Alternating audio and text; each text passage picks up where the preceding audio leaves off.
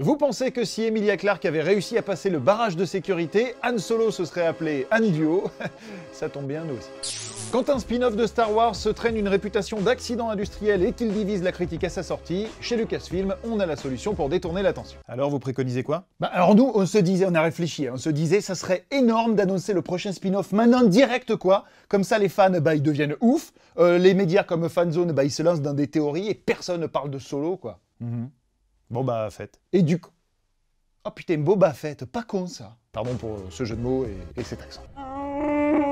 N'importe quoi. Bref, c'est ainsi que le jour de la sortie US de Solo, alors que Lucasfilm est habituellement très avare en annonces, on apprend que le prochain spin-off officiel de Star Wars sera centré sur Boba Fett. Avec en prime, et même en chasseur de primes, un réalisateur scénariste, James Mangold, un cinéaste expérimenté plutôt bien vu des studios et de la critique, doué mais sans patte particulière, qui sait s'atteler à peu près à tous les genres, qui a la hype dans l'univers pop depuis Logan, et qui a su montrer, grâce à Logan, qu'il savait transposer les codes du western au sein d'un blockbuster.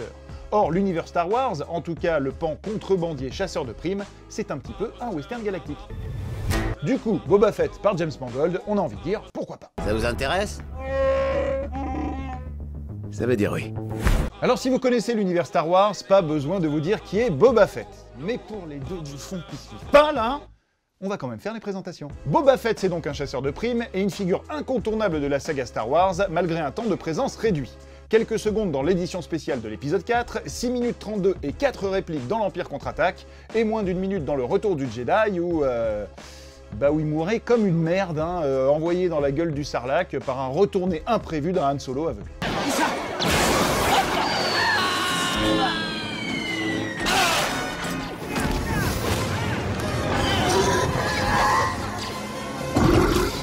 Pourtant, malgré ce screen time réduit, le guerrier mandalorien s'est imposé dans le cœur des fans, au point que George Lucas dévoile sa jeunesse et son visage dans l'épisode 2. Et là, on apprend que Boba Fett est en fait le clone non modifié du chasseur de primes Jango Fett, qu'il a le même visage que son modèle et que les Clone Troopers, qu'il sait piloter le vaisseau familial, le fameux Slave, et qu'il est très énervé contre les Jedi après que Mace Windu ait décapité son papounet. Et on le comprend. Ce qui explique pourquoi le monsieur sera par la suite impitoyable, au point de se balader avec un scalp de Wookiee accroché à l'armure et de travailler pour les plus grands méchants de la galaxie, de Dark Vador à Jabba le Hutt. Et en parlant de l'armure, elle est évidemment pour beaucoup dans le succès du personnage et son rayonnement dans les Comic-Con et autres réunions de cosplayers. Constellée de rayures et d'impact de blaster, elle est complétée par un jetpack et par un casque que le personnage n'enlève jamais. Jusqu'à l'épisode 2. C'est ce qui va dès lors constituer la difficulté majeure de ce spin-off. Selon Joe Johnston, qui a peint lui-même le costume sur l'Empire contre-attaque et qui était sur les rangs pour réaliser ce spin-off, il ne faut jamais montrer le visage de Boba Fett. Je fais vachement bien Joe Johnston, moi. Du coup, comment faire un film avec un personnage principal sans visage et quasi mutique? Comment conserver son aura mystérieuse tout en lui donnant plus de place à l'écran? Et comment garder un ton familial avec un film qui plongerait dans les bas-fonds galactiques? Pas simple, et ce sera James Mangold de trouver la solution. Bon courage. J'aimerais voir un peu d'optimisme ici. Côté casting, on ignore encore qui se glissera sous l'armure, mais le candidat principal serait évidemment Daniel Logan, qui jouait Boba enfant dans l'Attaque des clones. L'acteur a aujourd'hui 30 ans, et il a assuré une certaine continuité puisqu'il a repris le rôle vocalement dans la série Clone Wars. You got a problem with that? My name's Boba. Par ailleurs, comme Solo n'est pas parti pour briller au box-office mondial et que Alden Ehrenreich a signé pour 3 films, on peut peut-être s'attendre à une première rencontre Han Solo-Boba dans ce spin-off. Pourquoi pas chez Jabba par exemple? D'accord, dans ces conditions, moi je tape. Ou mieux, un duel Boba Fett, attention spoiler, Dark Maul? Bah oui, parce qu'après tout, ces deux messieurs, ils travaillent pour des clans concurrents. Et leur rencontre pourrait faire des étincelles. Pas de désintégration. Comme vous voudrez. Mais surtout, ce qu'on veut savoir, c'est si Boba se cognera comme son papa et ses cousins Stormtroopers. Prenez le relais.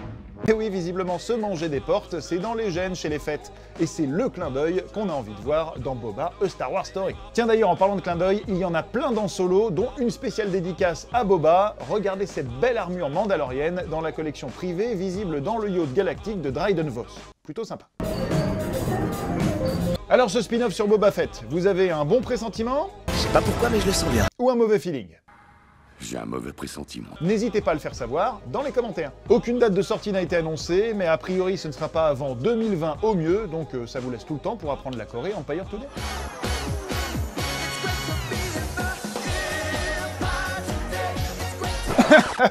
Bon, cette semaine, on aurait aussi pu vous parler de Adèle Blanc-Sec, qui deviendra une série par Luc Besson.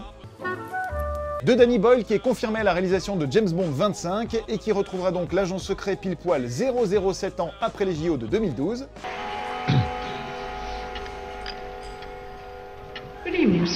Des Indestructibles qui s'affichent avec Madame, Monsieur, Jack, Violette et Flèche. Des Flèches de Robin des Bois qui a décoché ses premiers posters pour une nouvelle vision de la légende portée par Taron Kingsman Egerton et Jamie Foxx. Ou de Ryan Reynolds et James Gunn qui sont chauds patates pour un crossover Deadpool, les Gardiens de la Galaxie. Ça sent le réchauffé ou c'est moi? Excellente remarque. Voilà Fanzone, c'est fini pour aujourd'hui. Rendez-vous la semaine prochaine avec Mathilde. À plus.